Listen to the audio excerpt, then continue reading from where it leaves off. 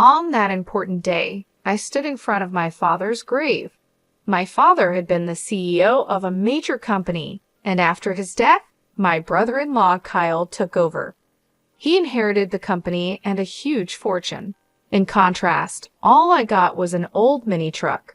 Kyle, flaunting his good fortune, mockingly said, "With this, I've got the company and the entire estate in my grasp. That mini truck suits you." But to me, that mini truck was more than just a vehicle. I looked at it fondly, and when I started the engine, I noticed a destination already set on the navigation system. "What's this?" I wondered. With a firm yet gentle grip, I began to drive. My name is Jack Nicholson. I am a 44-year-old tutor. Now, I am standing before a large coffin where my father rests peacefully.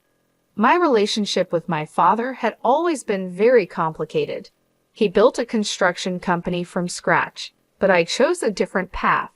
I left home to become a teacher right after university, fulfilling a childhood dream. This decision led to many heated arguments, and for a long time, we barely spoke. But despite our disagreements, I never hated my father. I had my own dreams to follow, and I couldn't give them up to run the family business. Even though I felt a strong duty as the eldest son, guilt weighed on me for not meeting my father's expectations. This guilt kept me from visiting my parents' home. My mother relied on my sister, Lauren, to update my father about my life. Lauren and her husband would often send expensive gifts or arrange trips for my father's birthday or their anniversary, pretending they were from me. Each time, Lauren would encourage me, saying, "I wish you and Dad could talk directly. He's just trying to be strong." Deep down, he must be feeling lonely. I often thought about Lauren's words and would just shake my head. But one day, I got the sad news that my father had cancer. When I heard this, I quickly quit my job and went back to where my family lived. I realized that what really mattered was life itself, and the past arguments with my father seemed so small. I decided to move back to my hometown, teach at a local school, and take care of my sick father. At first, my father was shocked to see me return, but he eventually accepted it quietly. I didn't say much either. I just stayed by his side and took care of him, helping him whenever he needed it. He would thank me softly, and those words brought me some peace. Sadly, my father's fight with his illness ended. The last chapter of his life closed quietly with me, Lauren, and our mother by his side. We couldn't know what he was thinking in his last moments, but we hoped his soul was at peace. Even though we expected it, losing him deeply affected us all. My mother, Lauren, and even my young nephew, Peter, were all very sad and cried. The only one who didn't show any emotion was my brother-in-law, Kyle. During the funeral preparations, he coldly asked, "Did he finally die, huh?" Hearing that, I was proud of myself for staying calm and not reacting angrily to Kyle. Instead, I focused on planning my father's funeral. This kept me busy and helped distract me from the pain. I ignored Kyle's harsh words and made sure everything for the funeral was done right. Kyle and I had never gotten along well, and our relationship only got worse over time. But despite everything, I kept my focus during this tough time. I first met Kyle when he was a skilled worker at my father's company, and I really respected his skills. It felt like I had gained a real brother when Kyle married my sister, Lauren. He was 5 years older than me and seemed like a role model. Before they got married, I often asked him for advice on various problems, and he always listened with understanding. One of our big discussions was about whether I should join the family business. Kyle would say, "Sean should live his own life, and Jack, you have your own path. No one knows which choices in life are the best, so the most important thing is to make choices you won't regret later." Encouraged by his words, I switched from business school, where I was studying management, to the Faculty of Education, where I really wanted to study. As time went on, Kyle and Lauren got married and started their life together. 22 years have passed since then, and the distance between my father and me grew wider. I moved on with my life, missing the chance to close that gap. But when I heard about my father's illness, I dropped everything and rushed home. Kyle, who once greeted me warmly, had changed. He now seemed uncomfortable around me. When we were alone, Kyle would say coldly, "You came back in a hurry when you heard Sean was sick, didn't you? But no matter what, you won't inherit anything." His words caught me off guard, and I struggled to respond. "What do you mean? Don't act like you don't know. It might be a coincidence, but even if you now want to run the company, it's already decided that I will be the next leader." His harsh words shocked me, and I replied louder than I intended. "No, that's not it.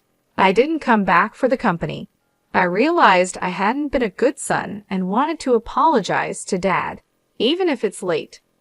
Kyle dismissed me. "I don't need your fancy talk. It sounds like something from a TV drama. Lauren likes that kind of stuff. But were all those gifts you sent just a way to look good in front of Sean?" "That's absolutely not true." I tried to explain, but Kyle had already made up his mind and wasn't interested in believing me. His words also seemed like a slight against Lauren, and for the first time, I felt a deep divide between us. Ever since that incident, I started to feel really upset with Kyle. He began to mock me openly. "No matter how much you try to win Sean over, that time has passed. Don't make me laugh. Go back to where you belong and take care of your troubled students," he would say. At first, I thought deeply about how I appeared to others and how they saw me. But Kyle's words showed he was more concerned about himself than our father. His behavior often seemed disrespectful to both his father-in-law and his wife, Lauren. I started to believe that Kyle had married Lauren mainly to get closer to my father's company and wealth. He rarely visited my father when he was sick and didn't help take care of him. Now, all I could do was work as hard as possible to protect the company my father, Sean, had built. Kyle always sounded polished, but he really just wanted to avoid problems. On weekends, he would go play golf, claiming it was for business. He hardly ever took care of his own son. He said he wanted his son to learn many skills to eventually take over the business, but he left all the driving and housework to Lauren. When Lauren showed a bit of unhappiness about this, Kyle would passionately take her hand and say, "I'm giving my all for Sean's sake. Now is the time to produce results by any means necessary. Let's overcome this trial together." Lauren found it hard to stand up to him and usually just nodded, even though she seemed reluctant. Kyle was good at acting like the perfect husband in front of Lauren, so it's no surprise she believed him. He showed his true self to me, probably because he thought I was like him. I eventually got used to Kyle's mocking, and it didn't bother me as much. However, when our beloved father passed away, I was heartbroken.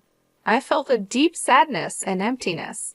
Although Kyle seemed upset about our father's worsening health, I couldn't shake the feeling that he had been waiting for this moment.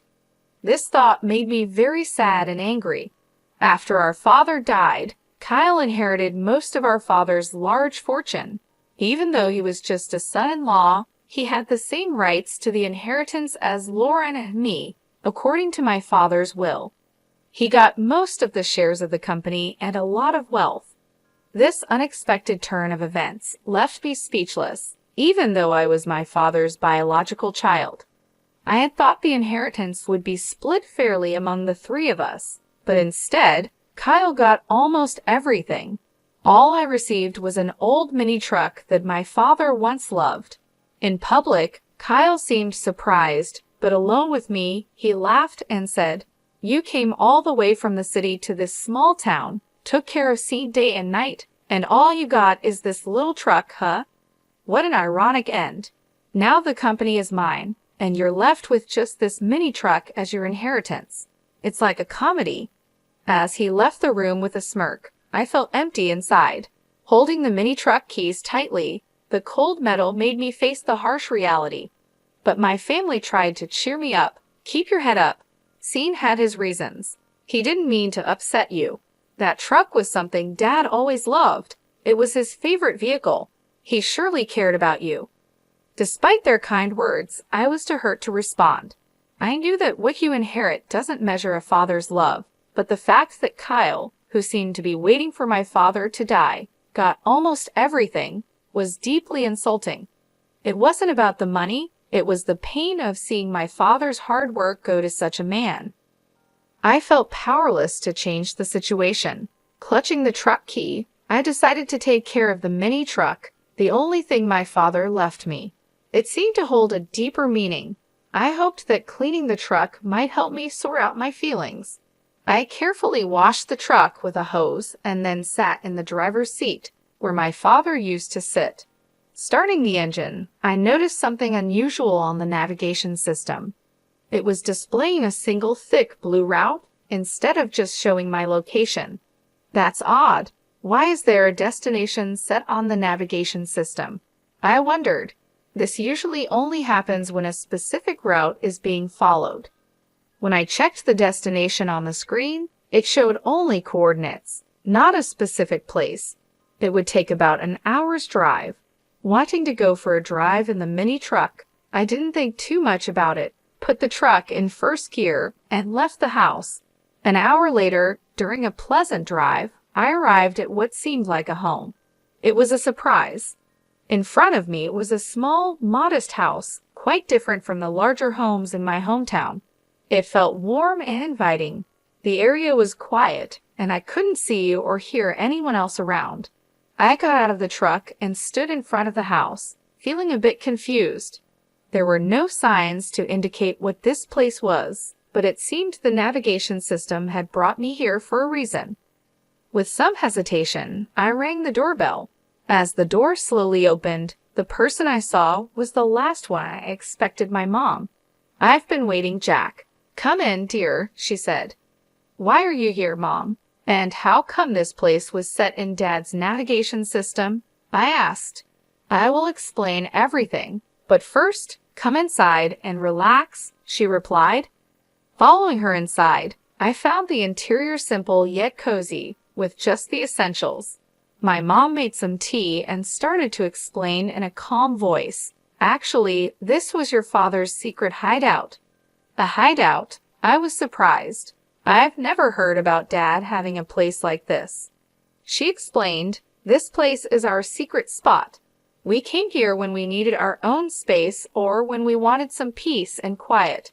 If we ever had a small argument, our rule was to come here to cool off. You didn't know about it, did you?"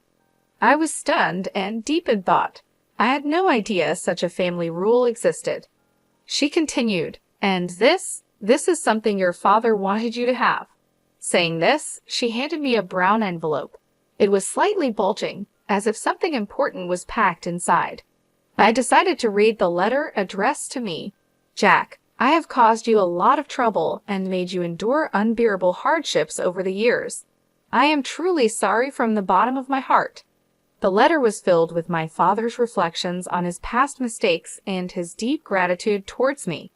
He wrote, "Your mother often tells me that it was your choice to leave home, and a son has the right to choose his own path in life. We are both stubborn, but when you came back after I fell ill, it was a wonderful surprise for me, although I couldn't express it well, because I'm not good at showing my feelings. I am deeply grateful to you for supporting and taking care of the family." This was the first time I heard such heartfelt words from my father, and it made me very emotional. The letter also mentioned Kyle. To tell the truth, my distrust towards Kyle grew over time. He's good with words and makes people feel comfortable, but I could see his true nature. I suspected his sneaky behavior around the house was his way of trying to claim ownership. I was too tired from work and taking care of you all to notice his cunning actions. But now, knowing Kyle as I do, I believe these suspicions were correct. The letter continued, "I have no intention of giving the company to you, but if something unexpected happens, I have left a significant amount of money with your mother. This is to ensure that you and Lauren will not be in need. Please accept it." After finishing the letter, I looked up at my mother. She said nothing but looked at the brown envelope. I hesitantly reached for it and checked its contents. confirming everything was in my mother's name. She began to speak firmly. If I transfer the accounts to you and Lauren's names, it would be considered a gift under tax laws. If it's mentioned in the will, Kyle might try to take it. Your father gave this money to me secretly while he was still alive to avoid Kyle's interference. Now, I want to give it to you and Lauren as a living gift. She explained this to me, but I was still trying to understand the full impact. The amount written in the account book she showed me was huge, unlike anything I could have imagined. I had never seen so much money before. It meant a lot to me that my dad had left this for me, not because of the amount, but because it showed he really cared about me, not just Kyle, who was seen as his successor. This touched me deeply. We didn't often share deep emotional words, but I knew he always cared deeply for us. I want everything I entrusted to your mother to be passed on to you as a thank you for all the gifts you've given me, and for that, I am truly grateful, he wrote. Before I knew it, tears were streaming down my face. I couldn't hold back my emotions. For a long time, I felt that my father never really understood me, but I was completely wrong. He always understood and valued me. That's probably why he trusted me with that old mini truck, knowing I would value it and use it well. Mom, I really wish I could have done more for Dad, I said, feeling deep regret. But my mother comforted me with a gentle smile. She seemed to understand the regret I felt, saying, "It's natural to think you could have done more when mourning a parent. But you brought your father great joy and gave him so much love. You were his greatest pride." Hearing her words made me cry again. They also inspired me to make a firm decision. I wouldn't let the company my father built fall into the hands of someone like Kyle, who had wished for his death. I had decided to quietly resist and make a careful plan without letting Kyle know I had acquired a significant fortune. The first step was to contact the corporate executives my father had trusted to build a foundation for their support. They agreed to help, supporting my desire to carry on my father's legacy. Their reactions made it clear that my father had never spoken poorly of me. Meanwhile, my mother and sister acted soothingly during the will reading, keeping Kyle's attention off me. They continued to act the same way in front of Kyle, which made him think he had succeeded and look down on me with arrogance. Hey, do you, abandoned by your father and left a poor man, still intend to stay in this house?" he taunted. "I'm the new president now. Admit your defeat and go back home." Kyle would say these words dismissively, waving his hand as if he was shooing away a small fly. Since becoming CEO, Kyle's arrogant attitude created a tense atmosphere in the company. Despite his high position, he ignored his duties and became rude to his staff. This caused a lot of problems and many skilled employees left unhappy with his leadership. Kyle didn't question his approach and remained overly confident. "Those who can't grasp my superior vision might as well quit immediately," he would say in public, making decisions without listening to anyone else. As problems in the company increased, Kyle enjoyed spending money and living lavishly, while his passion for the business seemed to disappear. When I first met him, he seemed like a great person. He was skilled and even my dad liked him. How had he changed so much? She cried every night, hiding her tears from the children. I couldn't just watch the company fall apart. I was quietly planning my next move. The day came when I acted. I left home early and waited at the office for Kyle. When he walked into the president's office, he was shocked to see me sitting there. "What the hell are you doing? Why are you sitting there? Get this person out of here," he demanded. "The one who should be leaving is you," I replied calmly. "What are you talking about? Have you lost your mind?" Kyle looked at me as if I was an annoying insect. Using the assets our father left us, I had bought the majority of the company's shares. An extraordinary general meeting of shareholders was held, and you were officially removed as president. Kyle, I'm sorry to say, but you are no longer the president of this company. "Wait just a minute," he stammered, confused and repeating words that made no sense. "Don't you understand? I now control 2/3 of this company's shares. You thought the inheritance was just an old mini truck, but that truck turned into money in an unexpected way. Kyle tried to dig into details about the hideaway, but I avoided his questions and changed the subject, which only made him more upset. The game is over. Leave this place immediately, I told him calmly and handed him several documents. As Kyle looked through them, his face went white. What is this? He asked. These are the minutes from the extraordinary general meeting of shareholders, and this other document is your dismissal notice, I explained. Kyle became very angry, crumpled the papers in his hands, and shouted, You think this will hold up? I'll take legal action. Go ahead with legal action. We have good reasons for our actions, I responded calmly. What reasons? You've just been after the old man's wealth and this company from the start. It's nothing but jealousy, Kyle accused. Let me ask you directly, Kyle. Have you been using company assets for personal use and signing leasing contracts for your own benefit? I asked.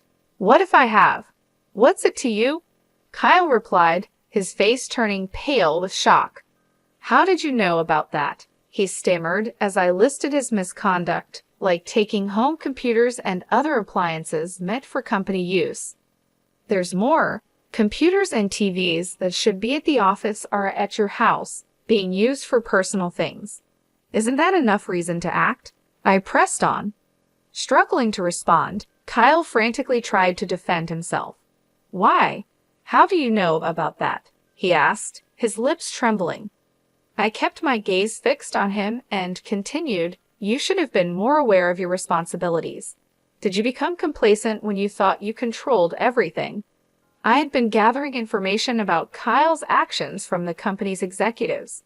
After our father passed away, Kyle became more arrogant. He used to at least pretend to respect others, but as president, he began to shift his work onto others and even fell asleep in his office. This attitude caused many loyal employees who respected my father to leave, frustrated by his behavior. Kyle, upset by the situation, doubted my ability to manage, emphasizing that it was impossible for me to fulfill the role of a manager. I had never worked a day in this company. Think about it. How can someone with no experience in running a company become president?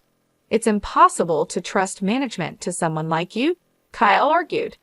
You're absolutely right, I agreed. I have no intention of becoming the president of this company. My sitting in this chair is just a symbolic message to you. In fact, a new president has already been elected by a different board of directors and is already carrying out their duties. Kyle was stunned. He stood there with his mouth open and his eyes wide, shocked by the turn of events. He'd been sure that I was after the presidency and had schemed to replace him. As I've said many times, I'm not after the president's position. My only goal is to honor my father and protect the company he spent his life building, I explained. Who would believe such fancy talk? Kyle retorted. He thought I only cared about the wealth and status that came from our father, not his true worth. After my reply, Kyle trembled with anger for a moment, but then composed himself. Do you think this is over and you can just enjoy it? He scoffed, and then stormed out of the president's office.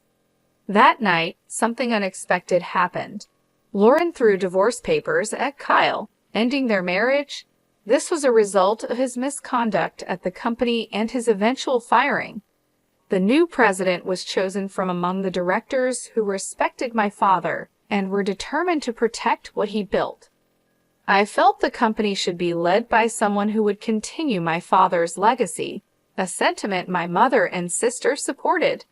As I coordinated Kyle's dismissal with the lawyers, Lauren was preparing for the divorce.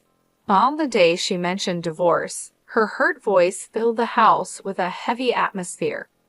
Why do you turn away from me now? Is it because I've lost the title of president and you've lost interest in me? Kyle asked. Maintaining her calm but firm, Lauren replied, There's no point in talking about betrayal. You were the one who betrayed our relationship from the start. Your love was not for me but for the title of the president's daughter. You neglected our home, didn't help raise our children, showed no respect to our sick father, and in the end, you tried to take everything from our father for yourself. Now it's time for you to face the consequences." Kyle had no response to Lauren's words. She had endured a lot, worrying about her children's futures and the fate of the company. But thankfully, the inheritance from our father gave her a solid financial base to raise her children after the divorce. We planned to live a peaceful life away from conflict with our mother and sister. Our only concern was the possibility of retaliation from Kyle, but he was now out of funds. He had lost a lot of money to an investment scam and was even in debt. This scam involved a man pretending to be from a brokerage firm who was actually a fraudster. Kyle, swayed by convincing words, lost a significant amount. This situation shows how people can exploit those who suddenly have a lot of money. Now, Kyle was suffering the financial consequences of his actions. Meanwhile, I spent fulfilling days taking care of my mother. I enjoyed a peaceful, comfortable life, continuing my work at the tutoring school. My mother and I also took great joy in caring for my nephew Peter, who was very fond of us. His presence added happiness to our daily lives. "When I grow up, I'm going to be a president like Grandpa," Peter declared, his words filled with the innocence of childhood dreams. This brought smiles to our faces and even made my mother tear up with emotion. Lauren and I exchanged knowing looks, our smiles reflecting warmth and understanding. "You might say that now, but I wouldn't be surprised if you want to become a teacher when you're in college." I teased him gently, reflecting on similar past statements which made everyone laugh. "But I'm not very good at studying, so maybe I won't make a good teacher," he said seriously, furrowing his brow. His earnestness made this even more endearing and prompted more laughter, this time filled with affection. In that moment, filled with an overwhelming sense of happiness, we realized we were truly living in the present, enjoying our family unity and ready to face whatever the future might bring.